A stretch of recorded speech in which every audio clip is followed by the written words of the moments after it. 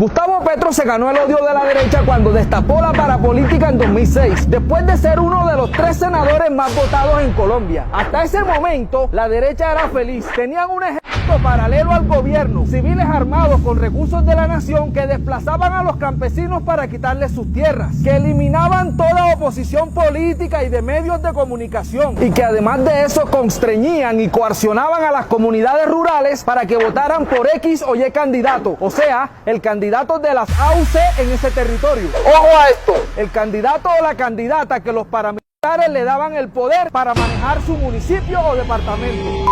La fiesta se les acaba cuando en 2006, en pleno gobierno paramilitar, en contra del miedo, de las amenazas y en contra de los atentados, el senador Gustavo Petro empieza a denunciar a sus colegas corruptos. ¿Quiénes eran esos colegas corruptos? Los congresistas, senadores, alcaldes, concejales y gobernadores que establecieron alianzas con esos grupos paramilitares para intimidar a la población civil a través de esas acciones armadas. ¿Quién los denunció? El entonces senador Gustavo Petro. Ese es el empute y el miedo que hasta el sol de hoy tienen ellos y no los deja dormir tranquilos. Más de 60 senadores y representantes a la Cámara fueron condenados como resultado de las denuncias de Petro.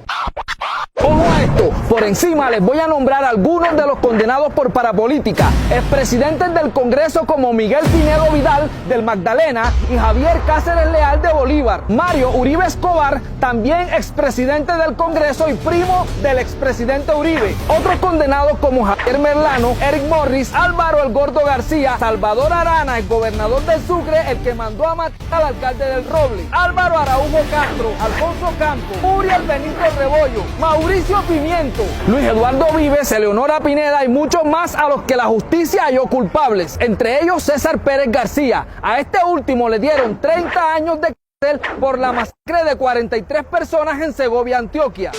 Ojo a esto, más de 259 políticos han sido condenados desde las denuncias de Petro como senador. Ese fue el gran daño contra la derecha que hasta el sol de hoy no le perdonan los políticos a Petro. Entonces ahora que es presidente, le quieren dañar el caminado, ya que muchos de los congresistas de hoy son herederos de los caudales políticos de antes, condenados e investigados, y otros son sapos e ignorantes que no saben ni dónde están parados.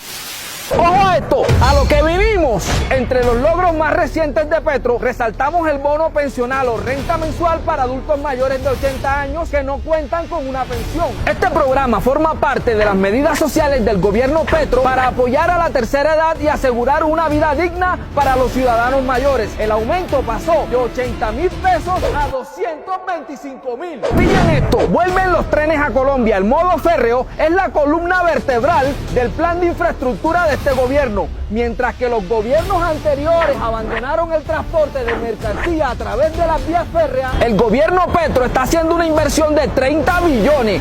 Billones con B de bastante. ¿Saben por qué Colombia, un país tan rico en recursos naturales, no tienen vías férreas como países desarrollados como Francia, Alemania, Italia o Estados Unidos?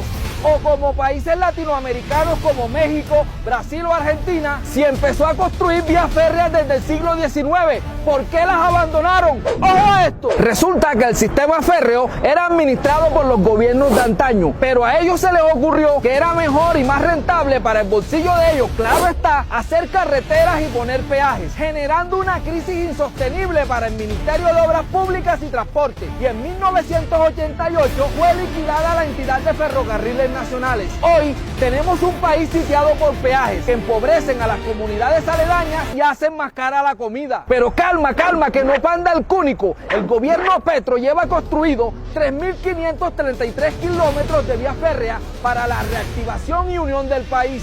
En 2026 necesitamos seguir con un gobierno progresista, porque si no, esos proyectos se caen nuevamente y esa platica se pierde. Recuerden que son 30 billones de pesos. Ojo a esto que les voy a contar y que no le van a decir ni en RCN, ni en Caracol, ni ninguno de los medios tradicionales. El gobierno Petro en el Caribe acaba de entregar 1.384 hectáreas que le pertenecían a narcotraficantes. Ojo, 1.384 hectáreas a familias afrocolombianas, campesinas e indígenas de Sucre, víctimas de masacres paramilitares, y otras 409 hectáreas a mujeres víctimas en Ayapel, Córdoba. El gobierno Petro anunció 4.690 millones para mejorar las infraestructuras del Caribe, 3.240 millones para terminar el hospital de Santiago de Tolú en Sucre. Anunció la reestructuración de acueductos para que municipios como Ayapel tengan 100% de cobertura y acceso al agua. Ojo a esto, la semana pasada se aprobó la reforma a la educación en tercer debate, que pretende reglamentar la educación como un derecho fundamental en Colombia. Mientras que los antiguos gobiernos endeudaban a la juventud con créditos como el ICETEX y Colfuturo, haciendo literal un pacto con el diablo, porque a muchas personas les tocaba pagar 3 y 4 veces el monto de esos créditos a lo largo de su vida. El gobierno Petro busca que la educación como derecho fundamental se convierta en ley.